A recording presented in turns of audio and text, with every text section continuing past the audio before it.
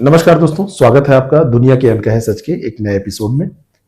इस विशेष पॉडकास्ट में हम लोग आज बात करने वाले हैं एक ऐसे खतरे के बारे में और हम खोलने वाले हैं उसकी परतों को जो समाज के सबसे सम्मानित गलियारों में चुपचाप अपनी जड़ें जमा चुका है या जमा रहा है। ये एक छिपा हुआ कैंसर है जो सफेद कोट और ऊंची डिग्रियों के पीछे पनपता है। हम बात कर रहे हैं सफेद पोश आतंकवाद की। यह विषय भारत के आतंक के पारिस्थितिक तंत्र में एक बेहद परेशान करने वाले बदलाव को उजागर करता है और इस जटिल मुद्दे पर गहन विश्लेषण के लिए हमारे साथ हैं अजीत सिंह सर। आपका मैं बहुत बहुत स्वागत करता हूं। नमस्कार ओम सर, और सभी श्रोताओं को भी मेरा नमस्कार।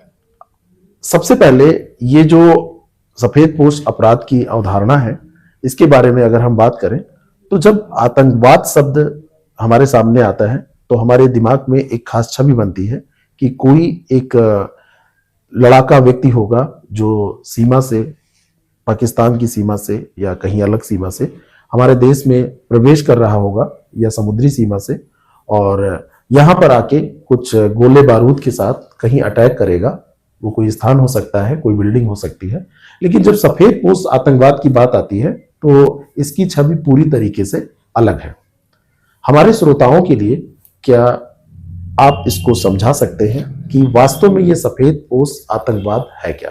बिल्कुल सर, सफेद पोश आतंकवाद उन आतंकी नेटवर्कों को संदर्भित करता है जहां पे पारंपरिक लड़ाके, जिनकी बात आप कर रहे हैं कि हमने विजुअलाइजेशन किया जब भी आतंकवाद के बारे में, तो उसकी जगह उच्च शिक्षित पेशेवर ले लेते हैं। जैसे कि आप इंजीनियर, डॉक्टर, छात्र, शोधकर्ताओं, बुद्धिजीवियों को यहाँ पे शामिल कर सकते हैं। ये लोग अपनी जो पेशेवर पहचान है, यानी जिसे उसका क्रेडिबल कवर के तौर पे दुरुपयोग करते हैं। यानी कि सफेद कॉलर जो पोशा है, जिस पेशा है, यानी कि जिसको आप जो है एक सम्मानित नजरिए से देखते हैं, और इसकी पीछे वो जो है साजिश रचने में, भर्ती करने, फंड जुटाने, हथियार, विस्फोटक हासिल करने जैसे कामों के लिए करते हैं। और जम्मू एंड कश्मीर की जो पुलिस है उसने जो है इसके लिए एक बड़ा अच्छा टर्म कॉइन किया था, व्हाइट कॉलर टेरर इकोसिस्टम। जी।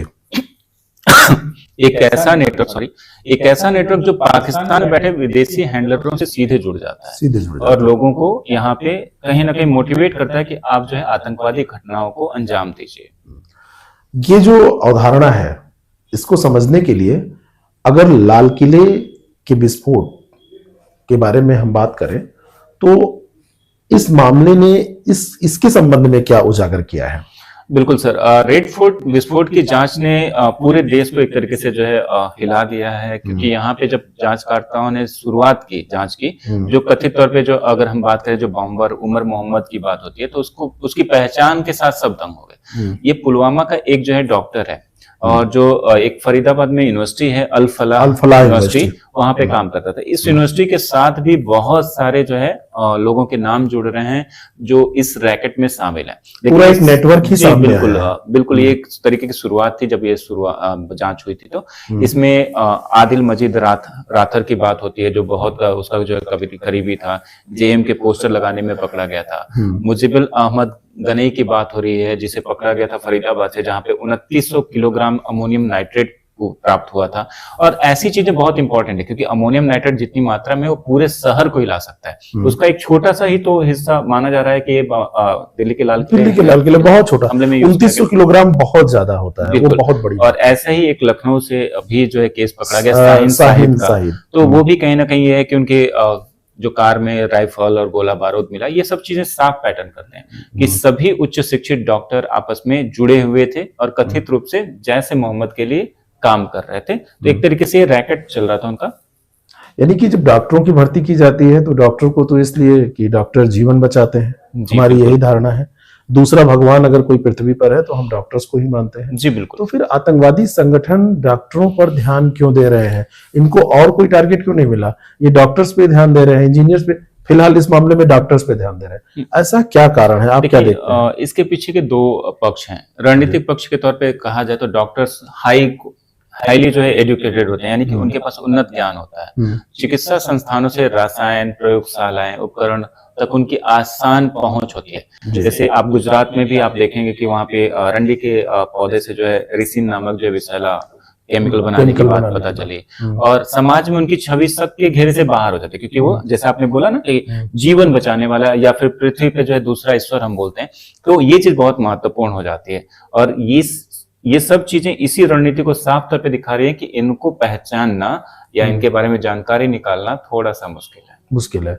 और दूसरा एक कारण मेरे जी। ख्याल से मनोवैज्ञानिक भी है। जी बिल्कुल सर। लंदन के पत्रकार सैयद जुबैर अहमद ने कहा कि कई सफेदपोश पेशेवर खुद को नैतिक रूप से श्रेष्ठ महसूस करते हैं। जी हाँ। और उन्हें लगता है कि उन्होंने एक ऐसी सच्चाई देख ली है जिसे दुनिया नहीं देख रही है, और यह एक विकृत बौद्धिक अहंकार होता है जो उन्हें चरमपंथ की ओर ढकेलने का भी काम करता जी है। बिल्कुल सर। अब बात आती है कि क्या ये ट्रेंड केवल भारत में है या फिर विश्व स्तर पर अलग भी देखने को ये मिलता है? नहीं सर, ये केवल भारत में नहीं है। और सफेदपोश अपराध के बारे में हम बात कर रहे हैं। सफेदपोश जो आतंकवाद है वो दुनिया में इसके कई सारे उदाहरण हैं। जी। आप ऐमान अल जवाहिरी का नाम ले सकते हैं, जो एक सर्जन था और बाद में अलकायदा का जो प्रमुख बना। आपने जैसा कि अगर कहें तो लादेन का नाम लिया, वो भी एक जो है लादेन MIT से पढ़ा हुआ इंजीनियर था। और मैं आपको बताऊं कि सबको पता नहीं, आप लोगों को पता है या नहीं, विश्व स्तर पर 50-60 सीटें होती हैं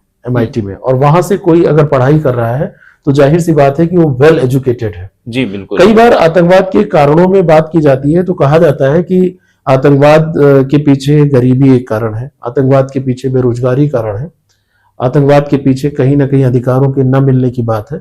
इन लोगों को तो सब कुछ मिल चुका है, इनके पास रोजगार भी है, इनके पास सम्मान भी है, इनको अधिकार भी मिल गए हैं, और ऐसे ओहदे पे पहुंच के ये लोग कार्य कर रहे हैं। बात हो रही थी कि अब विश्व स्तर पर, तो एक जवाहरी का नाम आपने लिया, और दूसरा नाम जैसे डॉक्टर जॉर्ज हबाश जी, ये भी PFLP का संस्थापक था, ये भी मेडिकल स्नातक था। बिल्कुल। हाँ, ऐसे बहुत सारे उदाहरण हैं। जैसे यूके में जब 2007 में कार विस्फोट हुआ था, तो वहां पे भी जो है 60 डॉक्टर और मेडिकल छात्रों की गिरफ्तारी हुई थी। तो वैश्विक स्तर पे एक पैटर्न है जो कि चरमपंथ के किसी वर्ग या शिक्षा तक सीमित नहीं है, अलग अलग जगहों पे अलग अलग तरीके से। हाँ, जहां पर जैसा है वहां पर ऐसा है, आप देख सकते हैं। और भारत के संदर्भ में खास करके मुसलमान, जो मुस्लिम इस्लाम धर्म के मानने वाले लोग हैं, उनको इससे जोड़ा जाता है। हाँ, है ना? ये जोड़ा जाता है, बट हम भारत के सभी मुसलमानों को इस कैटेगरी में नहीं। यस, सबसे बड़ी बात है, एक बार लाल कृष्ण आडवाणी जी ने कहा था कि भारत के सारे मुसलमान जो हैं वो आतंकी नहीं है, लेकिन जो आतंकी है वो मुसलमान है। ये बात उन्होंने एक कही थी। हाँ, है ना? ये चीजें तो हैं, इनका भी एक नजरिया। खैर, उस पर हम एक बार अलग से बात करेंगे जब किसी पॉडकास्ट में जरूरत होगी तो। अब अगर खतरा गरीबी और अशिक्षा से नहीं है, विचारधारा और मनोविज्ञान से है, तो क्या पारंपरिक रणनीतियां विफल हैं? आपका इस बारे में क्या कहना है? सर, इस पे एक रिसर्च है, खास करके जो जॉर्जटाउन यूनिवर्सिटी है उसमें एक जो मनोवैज्ञानिक है मोगहद्दम की बात करें तो उन्होंने एक सिद्धांत दिया था कि भाई अगर आपके लिए जो है टेररिज्म को बात करें तो स्टारकास्ट करने की बात होती है, तो आतंकवादियों की प्रोफाइल आर्थिक शिक्षा आधारित नहीं समझी जा सकती। असली सवाल यही आता है कि एक शिक्षित और प्रतिष्ठित व्यक्ति किस प्रक्रिया से गुजरकर आतंकवादी बनता है। सही बात है। यानी कि इनके पास तो कोई कमी नहीं है जी। इनको कोई सिस्टम से भाई कोई शिकायत नहीं होनी चाहिए। इनको सिस्टम ने ही डॉक्टर बनाया जी। भाई डॉक्टर कोई घर पे अपने मन से नहीं बन सकता। MBBS करने के लिए, वो भी MD DM जैसी डिग्री, और न्यूरो में डिग्री लाने के लिए जाहिर सी बात है वो पढ़ा लिखा व्यक्ति है और अच्छे से तंत्र का उपयोग करके कहीं से अच्छे से उसने पढ़ा है जिसमें सरकारी तंत्र का उपयोग हुआ है। तो ऐसे लोगों से निपटने के लिए क्या उपाय होने चाहिए? सर, इससे निपटने के लिए ना हमें एक नहीं कई स्तरों पे काम करना होगा। पहला तो खुफिया तंत्र को हमें जो है हमेशा मजबूत करके रखना होगा और उसमें किसी भी तरीके की कमतरी नहीं होनी चाहिए। दूसरा, विश्वविद्यालय और पेशेवर जो संस्थान है वहां पे कट्टरपंथ पर नजर रखने के लिए भी हमें काम करना होगा कि ऐसी चीजें ना हो पाए। दूसरा, इसके अलावा जो अगर बात करें तो मनोवैज्ञानिक और सामाजिक कारकों की पहचान करनी होगी जिनके कारण जो है आतंकवादी घटनाओं में इस तरीके से उच्च शिक्षित लोगों या पेशेवरों के शामिल होने की संभावना या दर बढ़ रही है। और इसके अलावा वैचारिक स्तर पर तो इसका मुकाबला हमें करना ही पड़ेगा, चाहे कुछ भी हो जाए। अब ऐसे तो कहीं भी किसी डॉक्टर, खास करके धर्म विशेष से संबंधित जैसे लोग पकड़े जा रहे हैं, तो वहां पर अगर हम अपना इलाज कराने भी जाएंगे तो कई बार हमको लगेगा गलत सुई हमको न लग जाए, गलत इंजेक्शन न लग जाए। जी बिल्कुल हो सकता है, बट इसके लिए मैं यही सजेस्ट करूंगा कि इस तरीके के संदेह को दूर रखना होगा। अदरवाइज हमारे समाज और राष्ट्र में कई सारे समस्याएं खड़ी हो जाएंगी। तो उन समस्याओं को दूर करने के लिए विश्वास बहाली भी जरूरी है।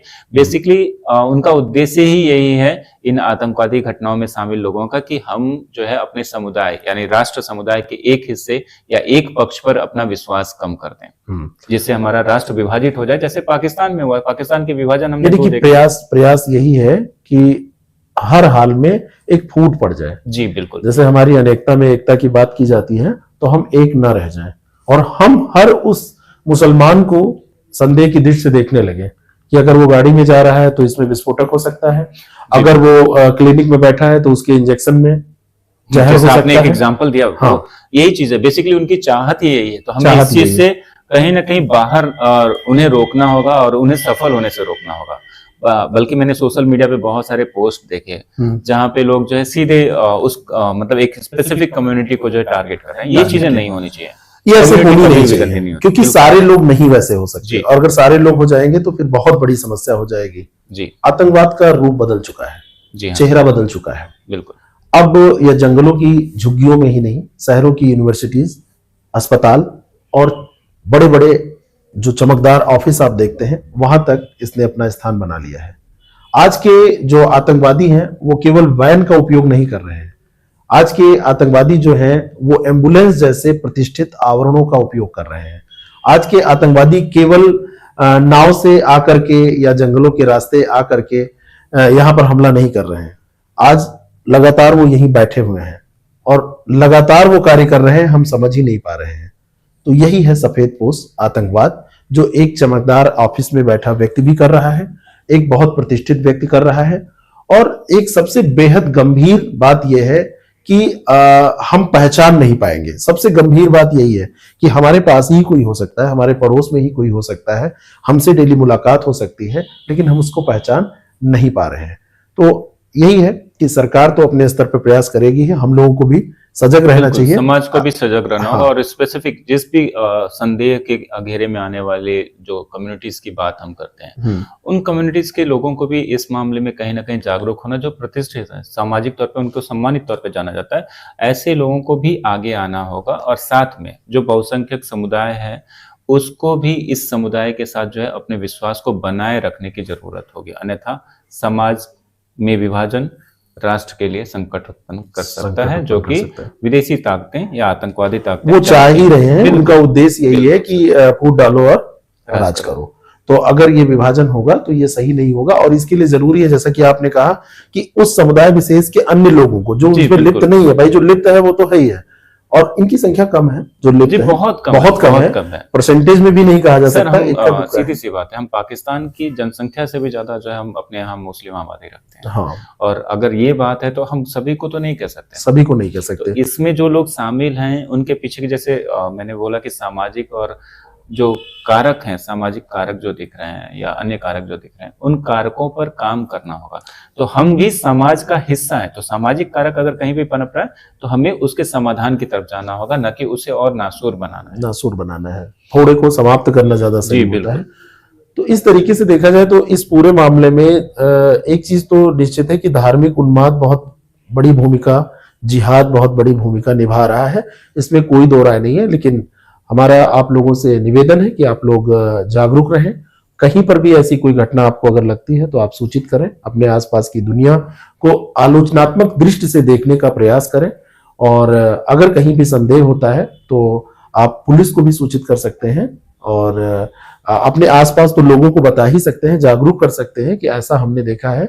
और कई बार कहा जाता है ना कि जागरूकता ही बचाव है, और यही एक उपाय है। आपने इस विषय पर अपने बहुमूल्य मत शेयर किए, आपने समय दिया, इसके लिए आपका बहुत बहुत धन्यवाद। फिर हम लोग मिलेंगे किसी एक नए एपिसोड में, किसी एक नए पॉडकास्ट, किसी एक नए विषय के साथ, जो मैं हर बार आपसे कहता हूं कि आप लोग विषय हमको दे भी सकते हैं, और आप लोग सुझाव भी दे सकते हैं कि आप इसमें और क्या चाहते हैं।